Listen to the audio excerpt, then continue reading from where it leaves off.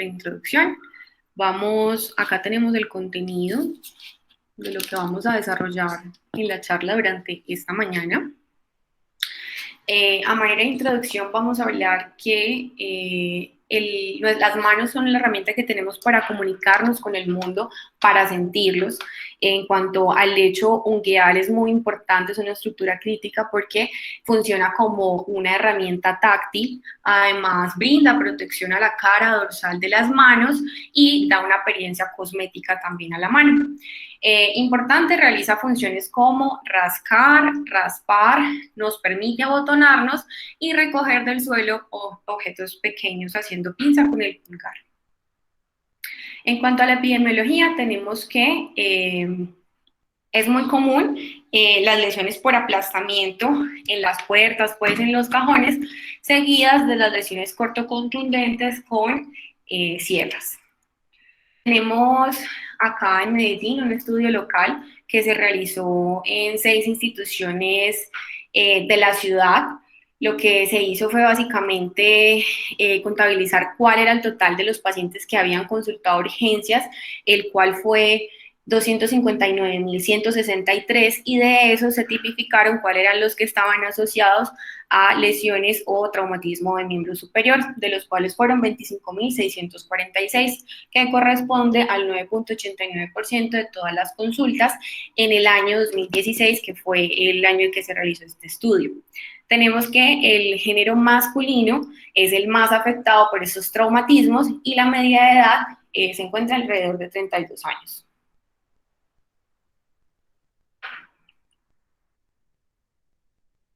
En cuanto a la distribución de los casos por segmento anatómico afectado, tenemos que la mano, incluyendo los dedos, ocupa el 31% de este tipo de lesiones de trauma de miembro superior, y la muñeca y la mano un 21%, correspondiendo a la epidemiología que tenemos a nivel mundial. Entonces, en cuanto a los dedos de la mano, el dedo medio es principalmente el más afectado, ya que es el más largo y más expuesto al trauma, seguido del dedo anular, el dedo índice, el dedo meñique y por último el pulgar. En cuanto a la anatomía, vamos a hablar de 3 segmentos importantes. Tenemos el peroniquio, que abarca el paroniquio, que cubre las paredes radiales y ulnares de la placa ungueal como tal, y el hiponiquio, que básicamente es la transición del lecho ungueal y el surco distal. Otra estructura muy importante es el hiponiquio, como lo vemos acá, que es el pliegue proximal, básicamente la continuación de la piel dorsal de la mano. Entonces vamos a hablar un poquito más específicos del lecho ungueal. El lecho ungueal tiene 2 estructuras importantes. Una es la matriz estéril y otra es la matriz germinal. La matriz estéril corresponde a un 90% de la placa ungueal, como lo vemos aquí, va desde la lúnula hasta el hiponiquio. Esta matriz estéril es muy importante y es casi la mayor parte de la placa ungueal, pero no tiene nada que ver con el crecimiento ungueal. ¿Qué hace ella? Ella tiene unas crestas epiteliales paralelas y corporales papilares, que lo que van a hacer es acumular unos capilares más o menos de 3 a 5 de manera longitudinal por toda esta matriz estéril, dándole pues el color rosado que tiene, y pues también da como las hemorragias en astilla pues por esta localización. En cuanto a la matriz germinal, tenemos que de la placa ungueal como tal, que dijimos que esta era la matriz estéril, la matriz germinal corresponde solamente a un 10% de la placa ungueal. Esta matriz está debajo del pliegue proximal ungueal, que es este, y a pesar de ser solamente el 10%, es una estructura crítica de la cual se va a desprender el crecimiento de la uña. Por eso es muy importante saber su localización, conocer cómo se repara para evitar deformaciones crónicas de la misma. En este corte sagital tenemos que la matriz tiene una porción proximal, lo vemos acá en el número 6, y una porción distal. Bueno, tenemos el hiponiquio, que como lo habíamos mencionado, es la transición del lecho ungueal y el surco distal. Lo vemos a través de la uña como esta banda se conoce como la banda onicodermal, funciona como un sello y es la primera barrera con los glóbulos blancos en contra pues, de los microorganismos que vienen de afuera. En cuanto a la irrigación, tenemos que el lecho ungueal está ricamente inervado. Lo hace a través de dos ramas terminales de las arterias colaterales digitales.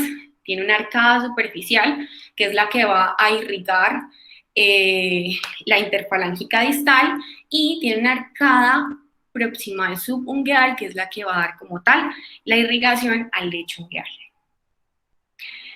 Bueno, en cuanto a la inervación, quería recordarles un poco la parte de la inervación pues, de la mano como tal. Tenemos al nervio mediano, que va a inervar la superficie volar de los dedos pulgar, índice y medio, así como la mitad radial del dedo anular. El nervio cubital, que va a inervar la mitad cubital del dedo anular y todo el dedo meñique. Y el nervio radial, que inerva solo la mitad proximal de la cara dorsal de los dedos 1 al 13. Y la mitad radial de la cara dorsal de la mitad proximal del dedo anular. Esto nos permite recordar que para hacer, digamos, una anestesia, una buena anestesia del lecho ungueal o puntas de dedos, bloqueando mediano y cubital, podemos tener una buena anestesia. En cuanto a las puntas de dedo ya como tal, tenemos los nervios palmares y dorsales. Se acepta en la literatura que el dedo índice, medio y anular obtiene su inervación de los nervios digitales palmares, y el dedo pulgar y meñique está pues inervado por los nervios dorsales. Bueno, entonces vamos a hablar un poco de lo que son las emergencias ungueales. Tenemos divididas este tipo de emergencias como el trauma. Entonces vamos a hablar del hematoma subungueal y las lesiones más puntuales, como son laceraciones, avulsión, fractura y amputación. Y en cuanto a las infecciones, la paronitis aguda. Entonces, en cuanto al hematoma subungueal, tenemos que es la acumulación de sangre entre dos estructuras que son completamente rígidas, como son la placa, la uña como tal, y el hueso. Entonces, este hematoma se va a presentar en unos porcentajes y dependiendo de ese porcentaje se van a dar unos manejos según la literatura. ¿Qué es importante? El hematoma siempre deja libre el borde distal pues, de la uña, genera cambios de coloración y cambios de sensibilidad. Usualmente el dolor es el signo como más importante y a tratar en este tipo de entidades. Tenemos que el trauma contuso directo puede generar o no lesión del lecho ungueal. ¿Cuándo solicitar imágenes? Básicamente es clínica y mecanismo de trauma nos van a indicar si solicitar o no imágenes. Tradicionalmente existen dos tipos de manejos, el manejo conservador y el manejo quirúrgico. En cuanto al manejo conservador, se considera que los hematomas subungueales por debajo del 25% se reabsorben en la queratina de la uña y no requieren ningún manejo. Hematomas mayores, aproximadamente 50%, son hematomas dolorosos que van a requerir algún tipo de manejo. El manejo que se plantea inicialmente es la trepanación. Cuando estos son del 25 al 50% se puede utilizar. Esta trepanación se puede realizar en el servicio de urgencias. Hay un electrobisturí que puede utilizarse, o si no, un clip al que se le va a poner calor y se va a dejar que tenga una punta roma. ¿Cuál es el margen de seguridad?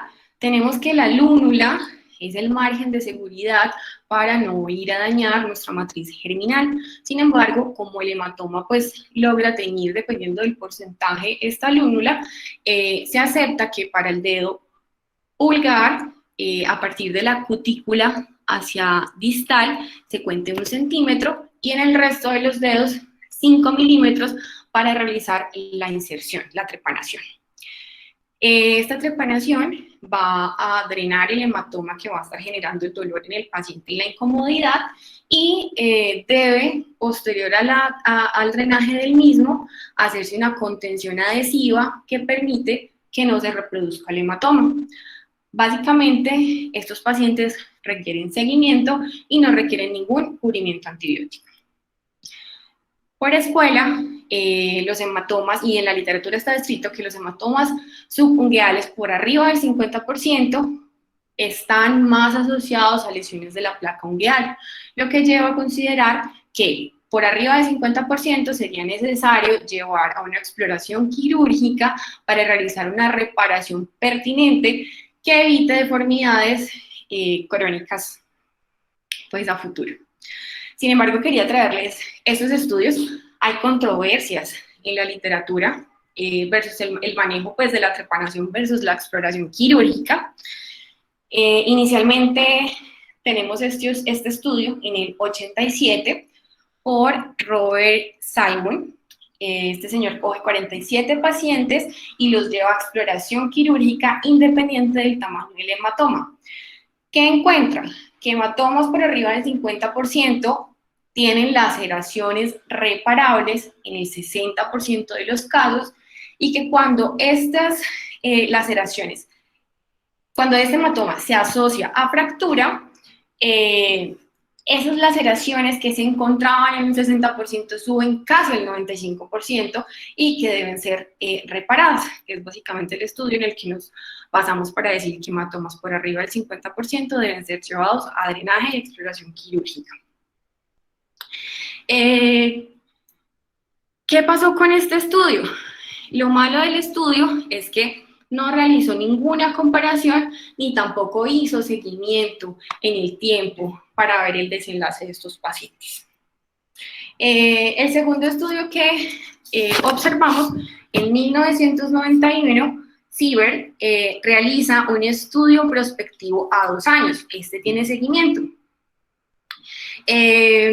Coge 47 pacientes a los que los lleva a trepanación independiente del tamaño del hematoma o independiente de que estuvieran asociados a fracturas o no, y encuentra que los pacientes tenían más que todo hematomas por arriba del 50%, y en su estudio dice que no encontró ni que los pacientes realizaran complicaciones mayores del lecho ungueal, ni deformidades, ni infecciones en los 2 años a los que lo siguió.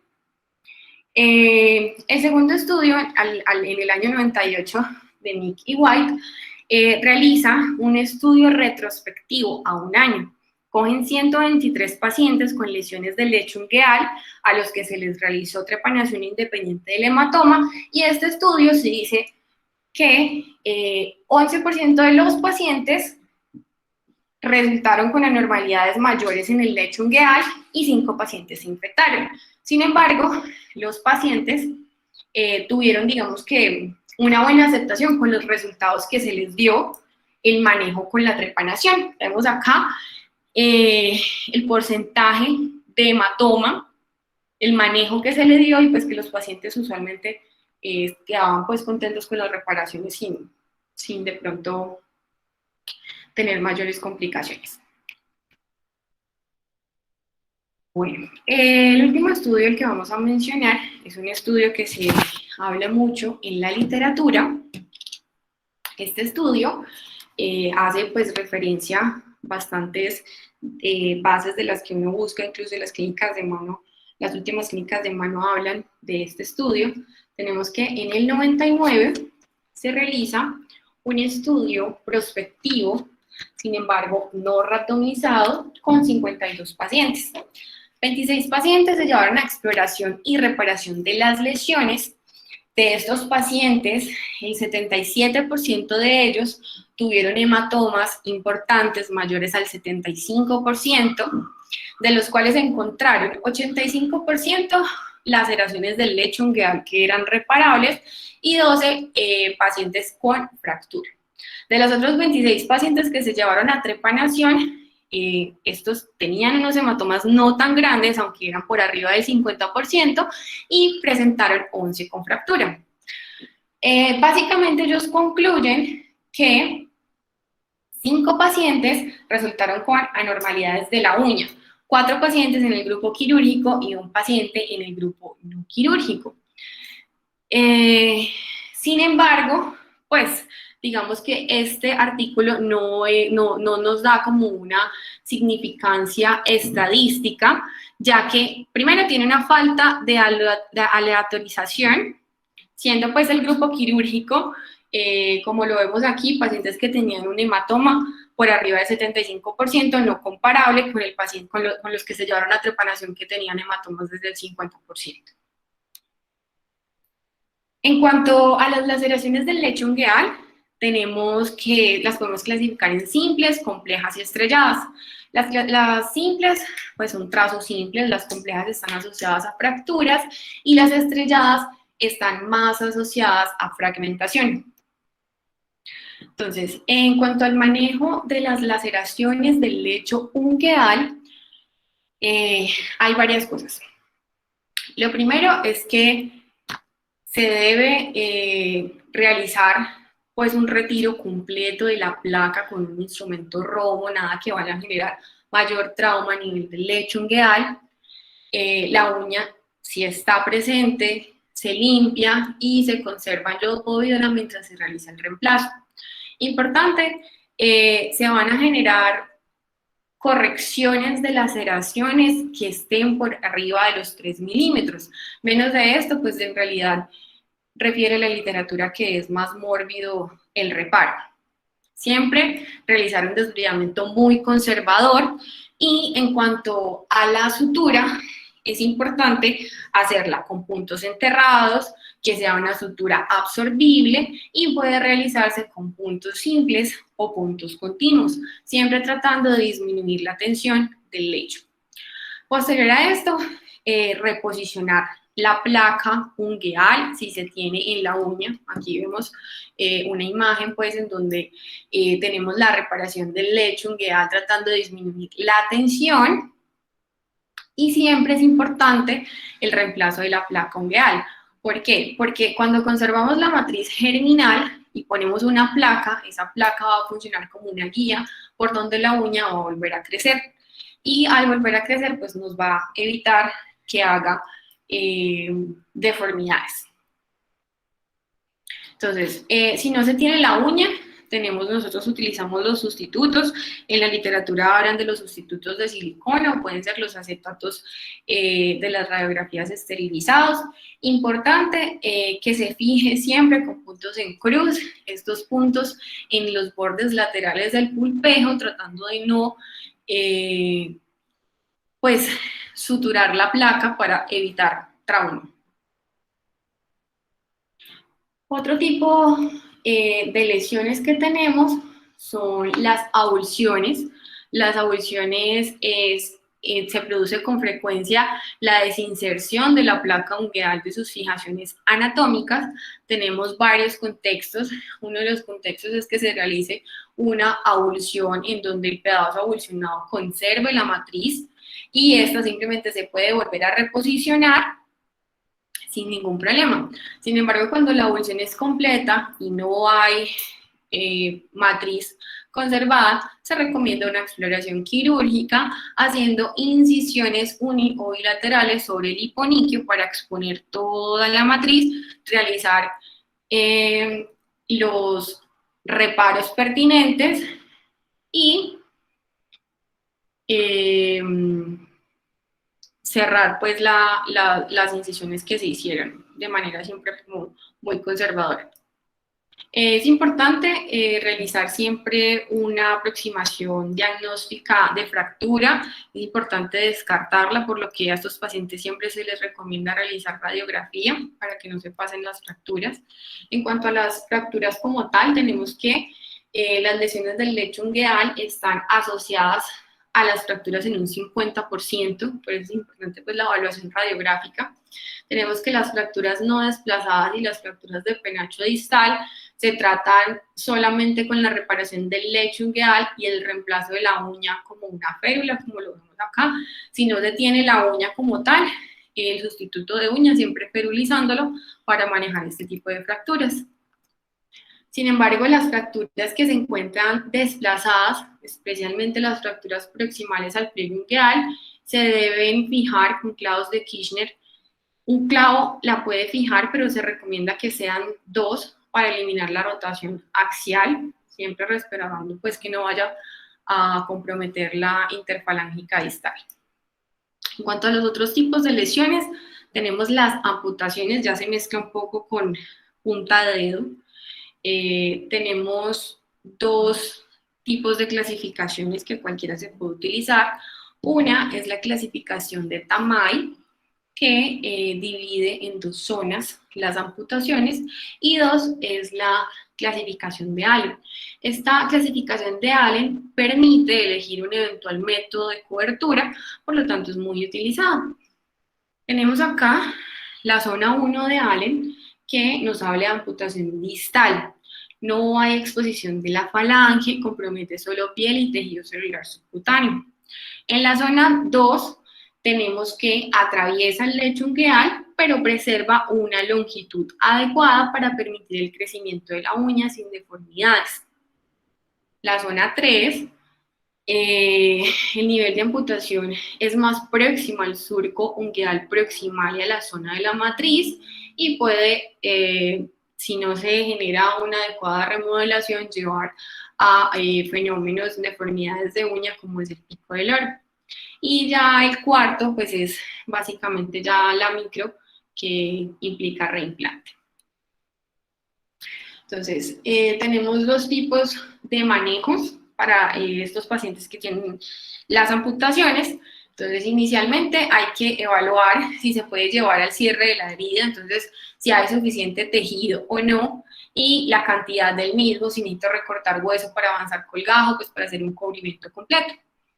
Tenemos que el manejo conservador, existe la curación por segunda intención, está descrita en amputaciones completas de punta de dedo y lesiones por avulsión cuando no hay hueso o tendón expuesto. Tenemos acá un paciente de 36 años, fumador, al que se le realiza una curación por segunda intención. Eso tiene sus pros y sus contras. ¿Qué va a favor? Que genera una recuperación mucho mejor de la sensibilidad descrita por los pacientes. Facilita la movilización temprana, pero en contra tiene el tiempo que tarda en recuperarse. Vemos a este paciente a la tercera semana con un adecuado proceso de cicatrización, pero pues lleva 3 semanas en eso. Este niño, tenemos que hizo una avulsión y una amputación distal, se manejó con la curación por segunda intención, y tenemos que a las 16 semanas hay un buen resultado estéticamente aceptable, pero pues son 16 semanas en las que hay que continuar con curaciones pues seguidas y demanda más tiempo. En cuanto al tratamiento quirúrgico de las amputaciones, tenemos entonces dos como caballitos de batalla que son muy importantes, los injertos y los colgajos. Los injertos se prefieren para la zona dorsal del lecho ungueal y los colgajos para la zona volar. Entonces vamos a hablar inicialmente de los injertos. Tenemos los injertos del lecho ungueal cuando no están conservados. Entonces tenemos varios tipos. Inicialmente están los injertos de piel, que no nos van a permitir la adherencia entre la uña y el nuevo lecho ungueal, por lo que no se recurre mucho a ellos. Tenemos los injertos gruesos del lecho ungueal, que siempre van a generar una deformidad del lecho donante, por lo tanto solo digamos que se recomiendan si hay un dedo amputado no reimplantable. Puedo sacar un lecho, un injerto grueso para llevarlo pues a otro defecto que tengo y cubrirlo, y el injerto delgado del lecho ungueal, que es el más utilizado. Básicamente se obtiene a partir del lecho restante, si el defecto es pequeño, como lo vemos en la imagen, que nos permite abarcarlo del mismo dedo, o se puede utilizar injertos del primer dedo del pie. Usualmente estos injertos deben ser 1 milímetro mayores que la pérdida de la sustancia, porque ellos tienden a retraerse, entonces hay que contar con eso, y un grosor aproximado y bueno sería unos 0.3 milímetros. Básicamente se saca con una hojita de bisturí 15, perdón.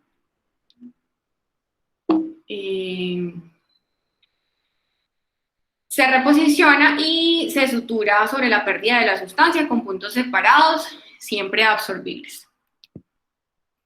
Aquí tenemos pues un injerto que se saca del primer dedo del pie, se lleva, se transpone y se tienen realmente muy buenos resultados.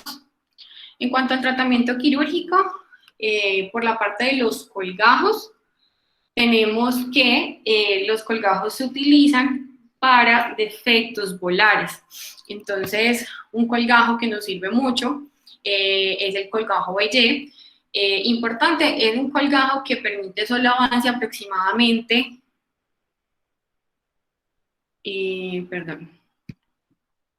entre 5 a 10 milímetros. La idea es defectos en la punta, se realiza una incisión en B, se avanza hacia la punta, se sutura y pues se termina de sellar el defecto.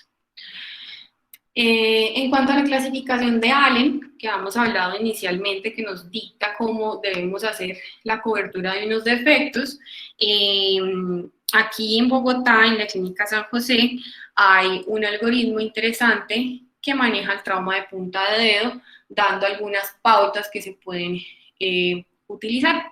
Entonces tenemos acá, inicialmente, siempre historia clínica y examen físico. Fractura, lo primero que tenemos que hacer es descartarla.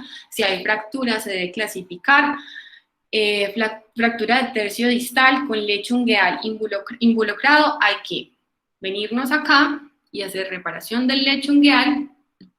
Y como hablábamos, si tenemos unas fracturas que no estén desplazadas o de penacho, se puede periolizar con la misma uña. Fracturas de tercio distal ya requieren un manejo quirúrgico específico, y cuando no hay fracturas, sino solamente defectos de los tejidos blandos, a diferencia de otro tipo de algoritmos, ellos separan las lesiones del lecho ungueal con lavado, bloqueo digital, como lo hemos mencionado, torniquete, retiro de uña, reparo del lecho ungueal y reposicionamiento del lecho ungueal. En cuanto a la clasificación de Allen, ellos refieren pacientes con pérdida de tejidos blandos sin exposición ósea, zona 1 de Allen, se pueden llevar a cicatrización dirigida y pues mirar a ver si necesitan o no un colgajo. Pérdida de tejidos blandos con exposición ósea o zona 2 de Allen, tenemos colgajos como son el colgajo Bellé, que acabamos de ver, o el colgajo de Cutler también se podría utilizar. Para lesiones del lecho ungueal, como les dije, reparo directo del lecho ungueal, dependiendo de lo que se tenga, y pues ya amputaciones, eso ya va con microcirugía. ¿Por qué es importante reparar las lesiones del lecho ungueal? Porque es importante generar siempre, tratar de volver a reposicionar la uña o reemplazarla con acetato o con lo que sea.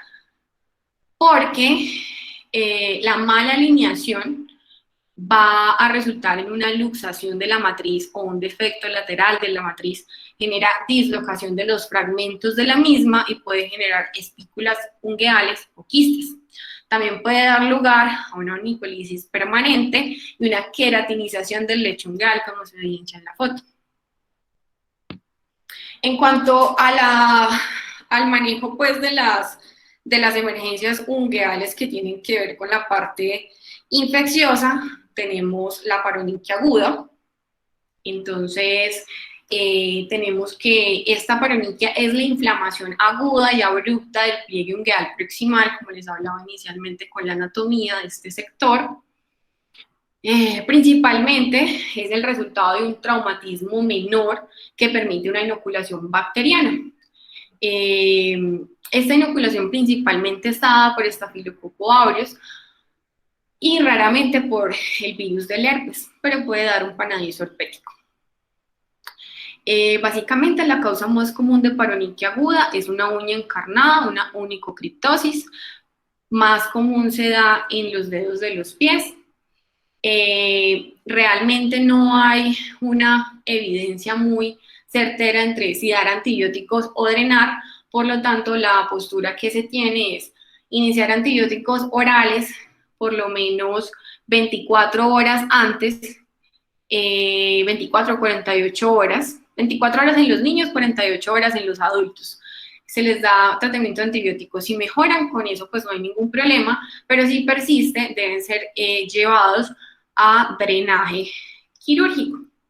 Este drenaje principalmente se realiza con una abulsión pues completa de la placa ungueal y se puede realizar también una matricectomía para que pueda por ahí continuar el drenaje. Entonces, eso era lo que les traía el día de hoy, de las lesiones de la placa como tal, de las emergencias. Y